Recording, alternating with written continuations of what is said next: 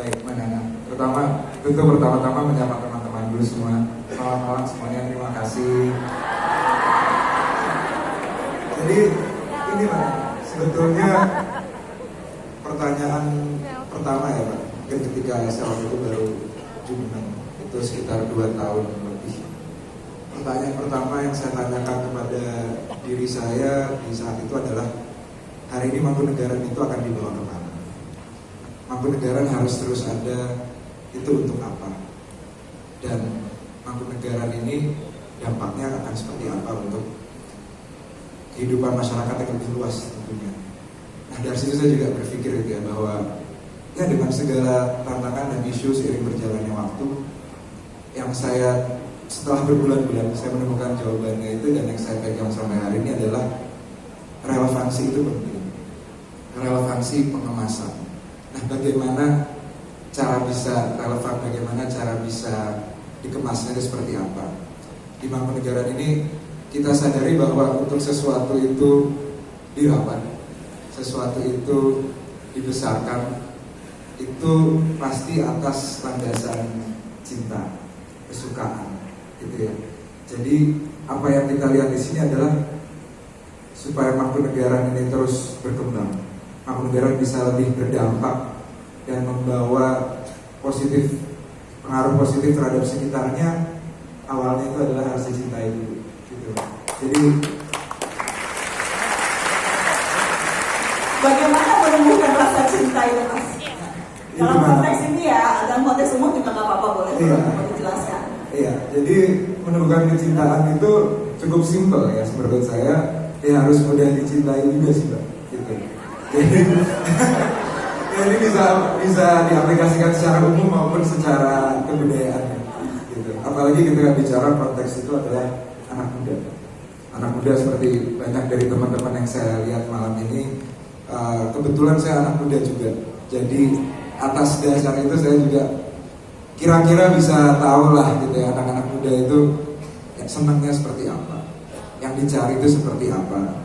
Selama ini mungkin kalau ada missing link ke anak muda itu missing linknya di mana gitu. Jadi ya saya banyak berpijak di sisi mana gitu. Kita buat kegiatan-kegiatan yang relevan dengan anak-anak muda. Kita coba banyak memancarkan keindahan dari kebudayaan Mangkunegaran. Kita banyak mengadakan kebudayaan Jawa. Mungkin teman-teman secara stigma ada juga menganggap kebudayaan Jawa itu agak mistis, seram dan sebagainya. Di Mangkunegaran kita coba tampilkan adalah kebudayaan Jawa itu menyenangkan, kebudayaan Jawa itu indah, dan keterbukaan itu menjadi kunci untuk kita selama ini Mbak. Kita undang masyarakat untuk hadir, kita buat kegiatan-kegiatan kebudayaan itu bukan hanya ditonton, tapi masyarakat yang datang ke Mangkunegaran juga bisa menjadi bagian dari kebudayaan itu, dari workshop-workshop yang kita lakukan, dari berbagai kegiatan yang mungkin kesannya kegiatan yang hari ini, tapi sebetulnya esensinya itu adalah yang nilai-nilai dari zaman dulu gitu Mbak. Contoh kebudayaan Jawa itu kan salah satunya adalah core-nya itu adalah tentang pelan, lebih aware, lebih kalem, lebih sadar gitu ya, sadar secara kesadaran kita gitu. Nah ini kita adakan kegiatan-kegiatan yang paling simpel, kita buat merangkai bunga misalnya, kita buat kegiatan melukis gitu. Kan sebetulnya kegiatan yang modern lah ya, tapi yang kita coba sampaikan melalui adalah pesannya itu, core-nya itu yang menjadi pegangan kita kemas dengan kemasan yang hari ini gitu. Contohnya iya. Jadi yang ditampilkan keindahan penuh cinta, bukan yang selama ini dipikir bisnis dan sebagainya gitu. Iya, karena ya itu lagi-lagi saya masih muda, jadi maksimalkan kemudaan itu mumpung masih muda ya teman-teman. Aku udah cek KTP-nya 26 tahun, jadi memang masih muda. 27 sekarang. Oh, udah lebih tua sedikit. Mau tak kurangin tadi sekolah. Semua diskon. Tapi itu bicara menjaga warisan budaya. Beberapa waktu yang lalu teman-teman saya dan Bang Hilmar kita ke Muara Jambi. Itu juga bicara soal cagar budaya Nusantara yang rasa-rasanya banyak yang belum tahu soal itu. Saya mau kita melihat cuplikannya dan kemudian kita bahas soal ini. Untuk mencari kesenangan, untuk selfie, tidak ada yang salah. Tetapi bagaimana kemudian membuat orang kalau datang itu yang juga dicari seperti tadi kata Bu bilang, personal growth. Ada niatan untuk mengedukasi, untuk menambah pengetahuan dan sebagainya. Ya, saya kira kuncinya ini adalah narasi. Jadi kita semua senang cerita, ya, kita senang dengerin cerita tentang macam-macam hal. Dan kalau kita perhatikan, ya, semua candi-candi kita tuh menyimpan banyak sekali cerita. Muaro Jambi misalnya, kalau tadi dikatakan dari abad ke-5 sampai abad ke-6 dan kemudian terus bertahan sampai abad ke-13. Jadi dia melalui rentang waktu yang sangat panjang. Dalam rentang waktu yang sangat panjang, begitu banyak yang terjadi, gitu ya.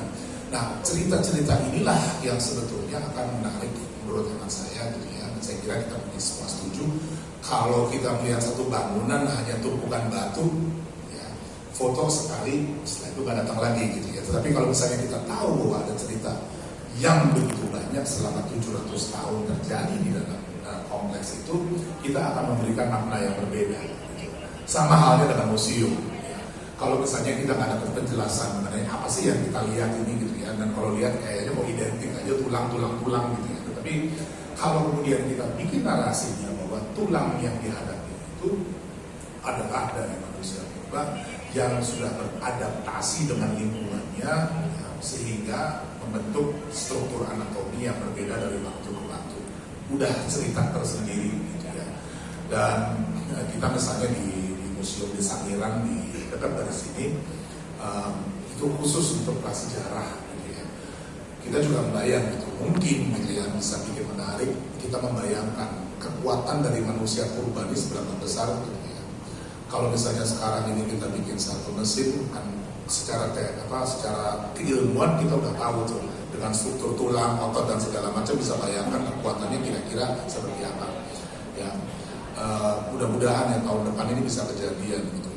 Teman-teman yang ada di sini, yang laki yang merasa kuat, adu bancok deh, ya, sama manusia purba, gitu, yang kita bikinin, gitu ya. Dan itu akan menjadi daya tarik tersendiri. Jadi hal-hal seperti ini yang kita sekarang lakukan, dan kuncinya berbasis pada narasi dan harus melakukan inovasi, gitu ya. Jadi layanan publik, museum, cagar budayanya juga harus mengikuti perkembangan zaman, ya, dan memanfaatkan teknologi juga salah satu kuncinya.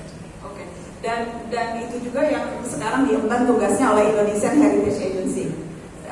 Sudah hadir juga di Mata Najwa PLT Kepala Indonesian Heritage Agency sekaligus Direktur Perfilman Musik dan Media Kemendikbudristek Bapak Ahmad Mahendra. Kita akan kunjung ke museum karena museum dianggap kuno, mistis, gitu ya. Tadi kata Bang Hilmar, datang sekali ngelihat patung udah selesai pulang. Ini tugas berat untuk Anda dan kawan-kawan di Indonesian Heritage Agency, Pak Mahendra. Ya, betul sekali. Itulah berdirinya IA karena itu Mbak Nana. Yang pertama tentu kita harus mengubah kepercayaan masyarakat ini untuk tidak itu ya persepsinya kurang terhadap museum. Nah, tugas berat itu yang pertama kita tentu setelah institusi ini berdiri, IA, Indonesian Heritage Agency, yang menangani 18 museum dan 34 cagar budaya.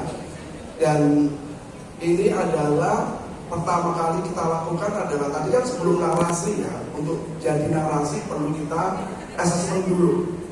Jadi assessment itu kan sekaligus pemetaan. Apa sih? Soalnya di satu tempat per museum atau per cagar budaya tadi itu berbeda-beda benar. Seperti Pelausan itu orang nggak paham kan? Kalau Pelausan itu kalau orang pengen langgeng cintanya itu datang ke situ. Makanya sekarang ada banyak pre-wedding, foto-foto pre-wedding. Di mana itu? Di Pelausan Mbak, yang sedang kita garap. Nanti datang ya Mbak. Tapi aku weddingku udah sih, jadi nggak. Oh iya, Mas Bre. Mas Bre. Oh ya. Mas Bre nanti. Ini temanya cinta memang pas banget contoh-contoh. Iya, ya. saya beri. Nah, setelah pemetaan dan setelah asesmen dan kita juga mendapatkan pemetaan, tentu kita terus menjalankan yang sudah punya konsep yang sudah diarahkan oleh Mas Menteri kita, Mas Nadiem, yaitu reimajinasi. Tadi disitulah setelah tadi pemetaan asesmen dan pemetaan akan jadi narasi karena keunikannya masing-masing. Kita terbagi, ada museum yang soal galeri, ada museum yang prasejarah, ada berapa aja, ada museum